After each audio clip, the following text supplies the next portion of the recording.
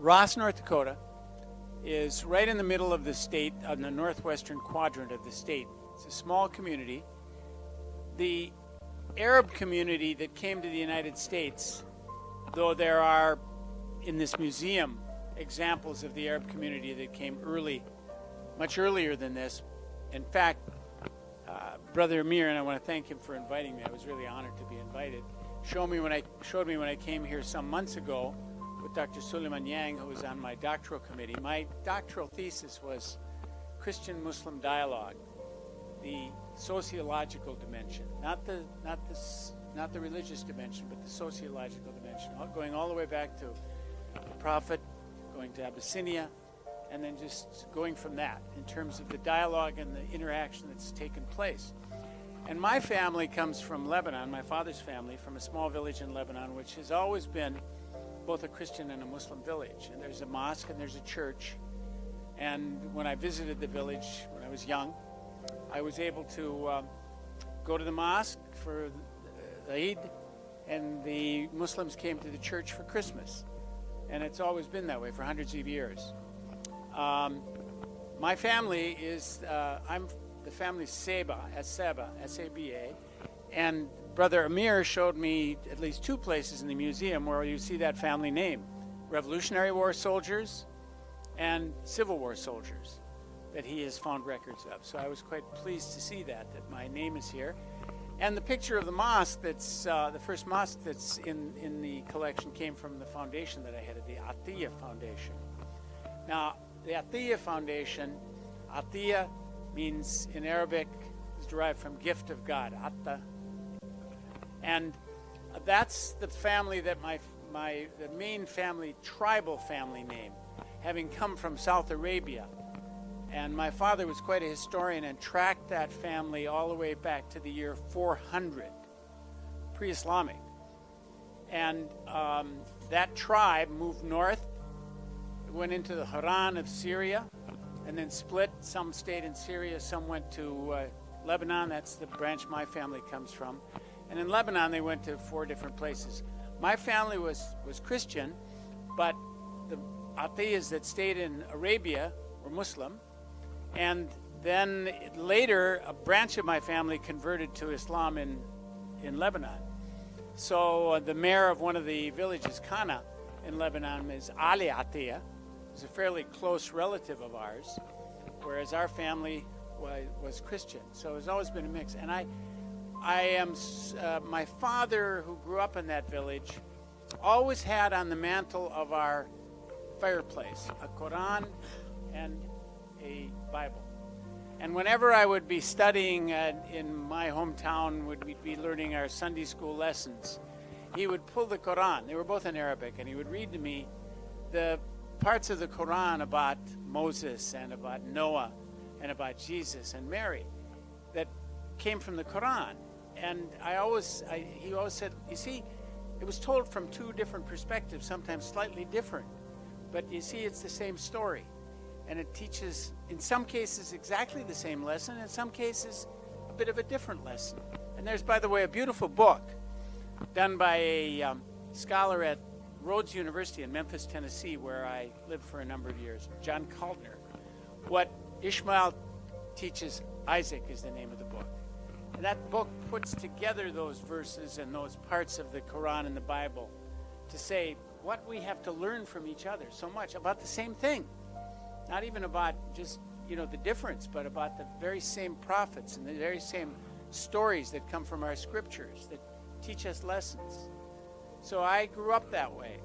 I frankly didn't know, because this particular community in Ross, North Dakota, my father used to take me there, and I didn't know there was a difference of the Arabs in North Dakota as I was growing up. They all spoke Arabic. I didn't know there was a difference between the Christians and the Muslims. They were just all friends and warm to each other. And later learned even about the difference of the Christians, from the Maronites to the Orthodox, and then from the Shias to the Sunnis. Didn't know any of that as I was growing up. They were just all Arabs and friendly and warm and spoke the same language and had the same traditions. And when you come as a Christian Arab, coming from the Middle East, where 90% of Muslims or of Arabs are Muslims, maybe 10% Christians overall. Christians are Muslim in culture. If they're not Muslim in religion, they're Muslim in culture. They don't eat pork. They, have fasting things that are much more like the Muslim fasting, and it's a part of the culture rather than necessarily the religion. But then you find the commonality of the religions also, with the nature of the sharing in these villages where they're both mosques and churches and have been for a long time.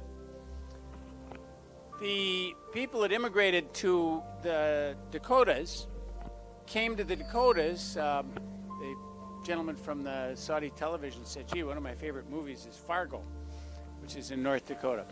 But so how did Muslims get to the Dakotas? By the time they immigrated, and the largest immigration was in the late 1800s, it was the end of the Ottoman Empire.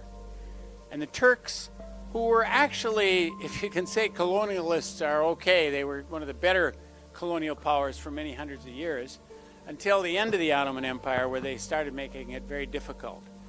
And probably more difficult for Christians, but not exclusively, in terms of conscripting them into the army and actually doing what somebody of you have referred to here, and that's the divide and conquer kind of program. To separate the Arabs of Lebanon and Syria, you started playing Muslim-Christian games, which did not exist historically. Historically, going all the way back to the time of the Prophet, the relationships were quite good and relatively harmonious. But it was the European powers and the Turks that set up the little game of the enemy of my enemy is my friend, etc., etc.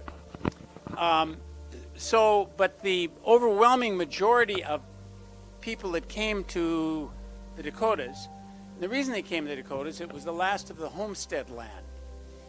Here, people that were farming on 1 or 2 or 5 acres of land in the rocky land of the Levant, of the so-called Levant, of Lebanon and Syria and Palestine, were told that they could now have 160 acres of land free for coming there, prairie land that had never been farmed, with no rocks and flat, cold, but incredible growth process in the spring. And they could get it free by just living on it for 5 years. So they began to come. They were the last of the homestead lands, the Homestead Act of the 1860s. The land further east and further west or particularly further east, was taken up as far as we know. Now, it doesn't look much like a classical mosque, but it was this group of Syrian Muslims from the Baqab Syria of Lebanon that built this, and it was probably the first building built exclusively as a mosque. And they would go to services there. I worked very hard to try to preserve this building as being of the great historical significance to this country, to the United States, the very first mosque. And unfortunately, I tried to get the state to preserve it because the Muslim community had dissipated. It wasn't being taken care of very well. They weren't even having services there anymore. And one of the Muslim farmers that lived next to it decided on his own, to the consternation of the rest of the Muslim community that was left, that it was an eyesore, and he bulldozed it down one day. However, and again in the presentation I had, there was pictures of the current mosque that was built. I think I have there's in the same place that original mosque was, they built a very small, more of a memorial mosque building than an actual mosque building, but that's much more typical of what we think of as a mosque. And that's the Mosque of the Prairies, and it's a fascinating place to go to. You drive and drive and drive, and then you see it.